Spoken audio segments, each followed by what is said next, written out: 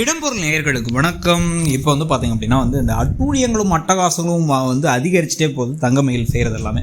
அதுலேயும் இன்னைக்கு இப்போ தங்கமயிலை தடுத்து நிறுத்தி இதுக்கப்புறம் தங்கமயில் நீ இதுக்கப்புறம் எந்த ஒரு வேலைக்கு போகக்கூடாது, அதுவும் சாப்பாடு கொடுக்குற வேலைக்கு உன் புருஷனுக்கு வேணா எடுத்துகிட்டு போ, என் புருஷனுக்கு எடுத்துகிட்டு போக வேணாம், அதை அவர் விரும்ப மாட்டார், ஆனால் நீ வருத்தப்படுவேன்னு சொல்லாமல் இருக்கார் அப்படின்லாம் சொன்னாலும் கூட அப்போல்லாம் இல்லையா இந்த ஒரு நிமிஷம் இருங்க அப்படின்னு லவுட் ஸ்பீக்கர் போட்டு அத்தனை எடுத்து வர வேணாங்கிறாங்க அப்படிங்கிறத மட்டும் சொல்லாமல் இப்போ நான் எடுத்து வரலாமா வேணாமா அப்படின்னா ஏன்பா உனக்கு எதுவும் கஷ்டமா, எனக்கு எவ்வளோ நேரம் சேவாகுது தெரியுமா, நீ எடுத்து வாப்பா அப்படிங்கிற மாதிரி சொல்லிடுறாரு இப்போ பாண்டியன்.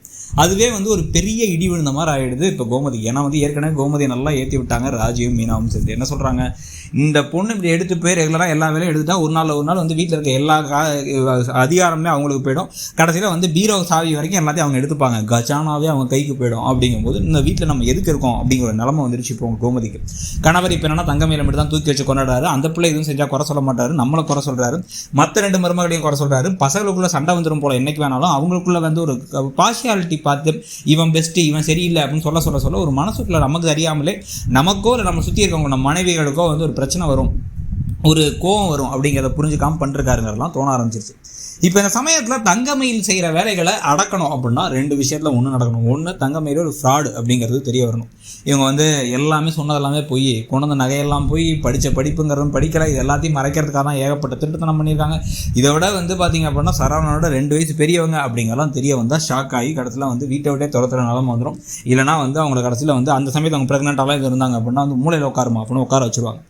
இல்லை அப்படின்னா இந்த வீட்டில் மீனாவும் ராஜியுமே கொஞ்சம் சாஃப்டான கேரக்டர் தான், பார்க்க கொஞ்சம் லைட்டாக டெரராக பேசுகிற மாதிரி இருந்தாலும் ரொம்ப நல்லவங்க. கோமதி அதை விட ஓவர் நல்லவங்க.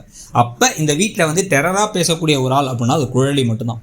குழலி திருப்பி இங்கே வரும்பொழுது இந்த மாதிரி தங்கமயில் எல்லாத்தையும் கண்ட்ரோலில் எடுத்தாங்க, இவங்க அம்மாட்ட அத்தனை தடவை கல்யாணத்துக்கு முந்தின நாள் இனிமேல் ஸ்ட்ரிக்டான மாமியாராக இருக்கணுமா அப்படின்னு சொன்னாலும் கூட அதெல்லாம் நடக்காமல் கடைசியில் அம்மா தலையில் ஏறி நடக்கிற மாதிரி சாப்பாடெல்லாம் அவங்க கையில், பூஜை பண்ணுறதவங்க தான், கோலம் போடுறதவங்க தான், சாப்பாடை கொண்டு போய் அவங்க அப்பா கொடுக்குறதவங்க தான், இவங்க சொன்னதான் இங்கே நடக்குது அப்படிங்கிறது தெரிய வந்தால் இப்போ குழலி என்ன உனக்கு என்ன அவ்வளோதான் உனக்கு மரியாதை இருந்தவர், எங்கள் அம்மாவோட வீடு, எங்கள் அம்மாவோட வீட்டை நீ மருமகளாக இங்கே இருக்க அப்படின்னா நீ அதுக்கு ஏற்ற மாதிரி தான் நடந்துக்கணும், எங்கள் அம்மாவுக்கு நான் மரியாதையை கொடுக்கணும்.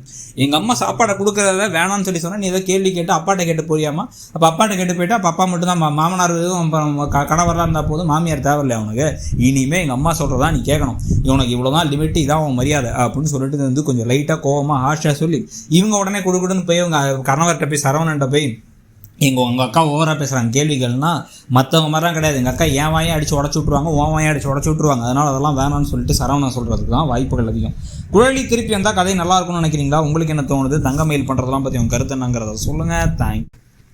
இடம்பொருள் நேயர்களுக்கு வணக்கம். இப்போ பார்த்தீங்க அப்படின்னா இந்த அட்டூழியங்களும் அட்டகாசங்களும் அதிகரிச்சுட்டே போகுது தங்கமயில் செய்கிறது எல்லாமே. அதுலேயும் இன்னைக்கு இப்போ தங்கமயிலை தடுத்து நிறுத்தி இதுக்கப்புறம் தங்கமயில் நீ